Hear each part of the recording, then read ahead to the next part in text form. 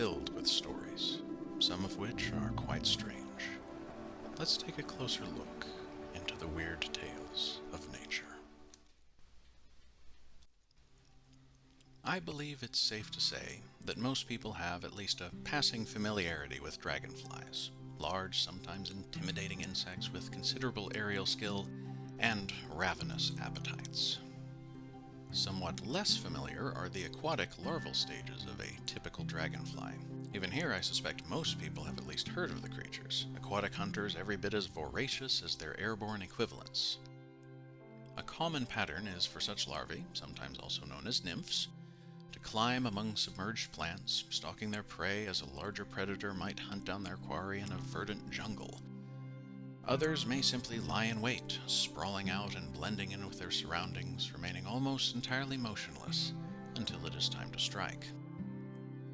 An observant individual will readily find dragonflies congregating around the ponds and lakes where their larval forms tend to reside.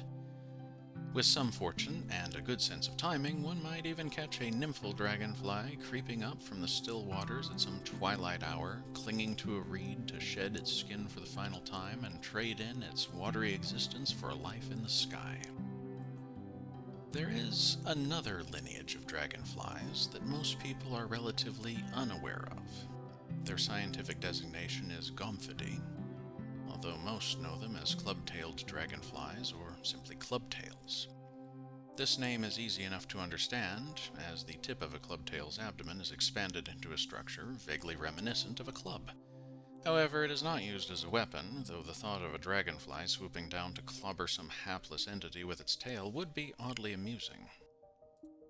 Unlike their more familiar cousins, the clubtails frequent rivers rather than ponds. Their larvae must contend with current, and as such they live rather differently. In the majority of species, these larval forms are rather accomplished burrowers. Their bodies are adapted to this way of life, and one can see a number of peculiar traits. Most dragonfly larvae have short antennae that are little more than mere bristles. A gomphid larva has swollen antennae covered in a thick haze of minuscule sensory hairs. As they burrow within the sediment of riverbeds, they must have a suitable means of detecting prey, and these expanded antennae serve rather well in this capacity. In addition to this, the eyes tend to be set rather high on the head. If a gomphid isn't completely buried, it can discern approaching prey or threats by sight as well as by its sense of touch. As with other dragonfly larvae, the mouth parts are modified such that the creature is provided with an extensible grasping appendage, something functionally similar to an arm folded up beneath its head, adorned with a pair of sharp pincers where a hand would be. This appendage can be brought forward at formidable speed when a suitable victim steps too near to where a gomphid larva is lurking. A typical gomphid larva does not construct any sort of tunnel or open burrow in the sand. Rather, it simply buries itself and moves through the sand as it desires. The two front pairs of legs are stout and oddly bent, and quite sufficient for shifting sand as the creature makes its way through the sediment. The hind legs are somewhat reminiscent of those of a grasshopper and are able to push the creature forward as the front legs clear a momentary path. The head has a wedge shape in most cases, allowing for easier movement through this generally difficult medium. With senses, feeding, and locomotion addressed, there remains at least one further problem to be dealt with. This is the problem of breathing. It is difficult enough to obtain sufficient oxygen from water to begin with, at least compared to air. Adding a large amount of rather abrasive sand to the situation only makes this all the more difficult. However, the gomphid larva has a solution readily available. Here, I must ask the listener to humor me. All dragonfly larvae have a rather distinctive method of breathing.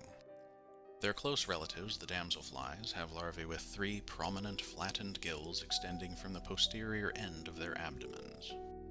With dragonflies it is similar, but the gills have been somewhat internalized. To be blunt, the typical dragonfly larva has a highly modified rectal cavity lined with gills on its interior surfaces. Through muscular actions, the larva can bring water in and expel it repeatedly, breathing the water quite literally in and out. It is simply breathing using its backside, so to speak. In the case of the gomphid larvae, the end of the abdomen tends to be rather sharply pointed and easily raised up above the sediment it resides in. Thus it acts as something of a snorkel. One can see a similar pattern in a typical clam, when its body is buried, but its siphon extends upwards into the water to allow it to breathe and filter feed. I should note, the pointed abdomen, common in gomphid larvae, is likely where they derive their scientific name from. The Greek word Gomphus refers to a wedge-shaped bolt or a nail, a shape quite similar to the pointed abdomen with its concealed gill chamber and breathing siphon. It would also be worth mentioning that there are other groups of dragonflies that also have burrowing larvae, though none seem quite so adapted for it as the gomphid larvae. The aspiring entomologist might look up the Pediluridae or the Corduligastridae for examples of other dragonfly families with burrowing larval forms. There is also the odd exception to the rule, as seen in the gomphid genus Hagenius. The larval form here is greatly flattened and spends its time lurking more or less motionless among leaf litter and bark fragments at stream edges, blending in quite effectively as it waits for prey. Last of all, for any who might be interested, I would suggest seeking out images of larvae in the genus Progomphus. It is a personal opinion, but these particular larvae are more aesthetically pleasing than those of other gomphid genera, at least to me. However, I would heartily recommend further research into all of the gomphid genera if I have piqued anyone's interest.